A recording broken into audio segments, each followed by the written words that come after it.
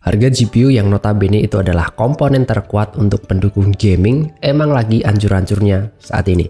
Kemarin aja saya jual RTX 2060 bekas itu harga 3 juta. Tapi di sisi lain ada hal yang lebih menarik kalau hanya untuk sekedar bermain game. Konsol versus PC gaming. Hai semua, balik lagi di YouTube. Nggak bisa dipungkiri merakit PC adalah impian bagi banyak gamer. Tapi perlu diingat, di sana banyak sekali kerumitan dari pemilihan komponen karena banyaknya varian hardware, terus instalasi, perakitan, bahkan mau beli game aja banyak banget platformnya. Ada Steam, Epic, Origin, Microsoft Store, dan kawan-kawannya. Mungkin bagi orang yang masih punya waktu luang di kehidupan sehari-harinya, ini bukan hal yang sulit, malah bisa jadi wahana untuk belajar.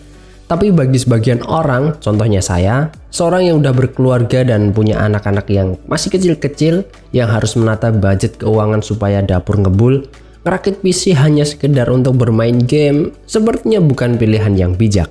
Seperti saya bilang di awal tadi, 3 juta. Itu hanya untuk GPU aja.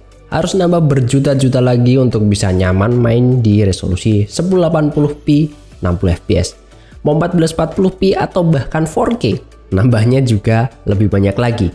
Tapi kebutuhan untuk main game tetap dong harus terlaksana. Ya namanya juga anak laki-laki. Umurnya aja boleh banyak tapi bocahnya masih. Oke, PC nggak mungkin, jadi ya konsol opsinya. Setidaknya ada dua kubu untuk sekarang ini untuk next gen konsol, yaitu Xbox Series S atau X dan PS5. Lalu harus pilih yang mana? Bagi saya sih gampang aja, karena kebutuhan hanya sekedar main game buat have fun dengan budget yang seminimal mungkin. Xbox Series X saya skip karena budget terlalu tinggi. Apalagi PS5 yang dari launching sampai sekarang ya stok dan harganya itu ajaib. Pilihannya tinggal Xbox Series S. Barangnya ready di marketplace, harganya cuma seharga GPU di range 3,5 sampai 4 juta. Akhirnya dengan mudah pilihan untuk beli jatuh ke Xbox Series S. Bagi orang yang suka setup clean dan PC mini ITX, impresi pertama di konsol ini tuh adalah wah, ukurannya kecil dan ini bentuknya juga simple dan clean. Kontrolernya kita dapat satu biji aja, jadi buat yang pengen main berdua sama anak atau istri, kalian harus beli lagi.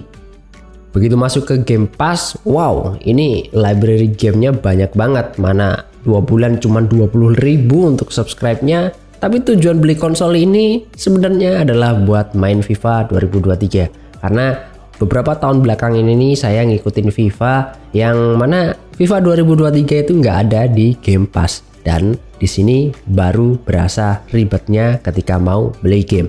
Kita harus beli di orang yang dia jualan di marketplace. Kita harus redeem kode yang udah dikasih sama sellernya. Harus pakai VPN Turki dan di handphone pula. Ya, setelah itu baru kita bisa download gamenya di konsol. Sebenarnya terlalu dini dan kayak sok tahu buat orang yang baru pertama kali beli konsol selama hidupnya untuk bilang Xbox Series S adalah konsol terbaik atau terworth it saat ini. Gini, saya coba jelasin kenapa saya pengen bilang kayak gitu. Pertama, harga yang murah di bawah 4 juta. Dengan kemampuan yang optimis di 1440p up to 120 fps. Terus kedua, ukurannya itu kecil dan cakep banget desainnya. Apalagi untuk kontrolernya yang udah bertahun-tahun saya cocok dengan desain ergonomisnya. Sebuah hal yang akhirnya membuat goyang banyak gamer beralih ke Xbox Series S dan X. Sebenarnya bukan karena hardware Xbox-nya, tapi lebih ke layanannya. Ya, Game Pass, sebuah layanan berbayar layaknya Netflix yang di sana banyak sekali film. Kalau di Game Pass, library gamenya itu yang banyak. Dari game-game jadul sampai game AAA dengan ray tracing zaman sekarang. Dan kalau ada game eksklusif dari Microsoft, kalian akan bisa main di hari pertama perilisannya. Walaupun begitu, kekurangan tetap ada ya, namanya barang kan ya. Yang pertama, ini barangnya nggak resmi. Jadi kalau ada kerusakan, nggak akan ada cover garansi. Cuma bisa diservis dan biayanya ya kalian tanggung sendiri. Kedua adalah storage-nya yang cuma 512. Bahkan aktualnya itu nggak sampai 400 GB. Ini akan jadi masalah karena game-game sekarang itu size-nya gede-gede banget, bisa sampai ratusan giga. Untungnya Microsoft ngasih opsi untuk bisa pakai storage eksternal.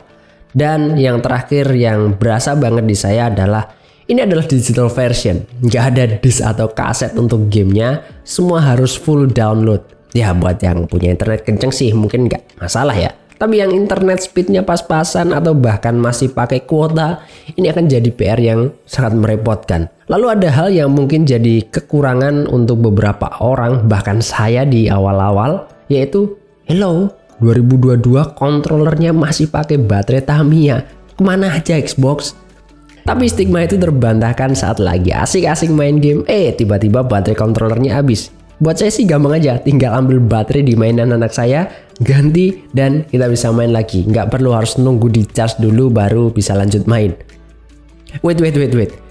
Dari tadi ngomongin Xbox terus ya. Jadi PC udah agak faedah dong. Gini, di sini saya coba sampaikan opini pribadi saya. Kalian boleh setuju ataupun enggak, terserah. Buat orang yang hanya sekedar main game untuk have fun, menurut saya lupakan untuk rakit PC kalau kebutuhannya hanya itu ya. Kecuali game kalian cuma ada di PC atau kalian mau kompetitif, ngejar FPS di atas 200 atau 300 FPS biar menang lebih gampang. Ya udah, kalian harus rakit PC. Atau kalian pengen pakai PC itu untuk kebutuhan lain, misal kayak bikin konten atau buat kerja, desain dan sebagainya. Nah, kesimpulan sederhana dari saya adalah kalau hanya ingin main game, konsol adalah hal yang paling masuk akal untuk sekarang ini. Dengan PC gaming dengan segala kerumitan dan gap harga yang jauh dari konsol, kalian akan punya fleksibilitas lebih luas untuk berbagai skenario. Mulai dari gaming, ngedit video ataupun foto, bisa bikin desain atau content creation, coding bikin program atau hanya sekedar browsing dan nulis dokumen. Ya, itu adalah fleksibilitas sebuah PC. So, gitu aja untuk video kali ini. Komen aja di bawah menurut kalian pilih mana, konsol atau PC gaming. Thanks buat yang udah nonton sampai akhir, silahkan subscribe buat yang belum. Kita ketemu lagi di video berikutnya. Bye bye. Assalamualaikum.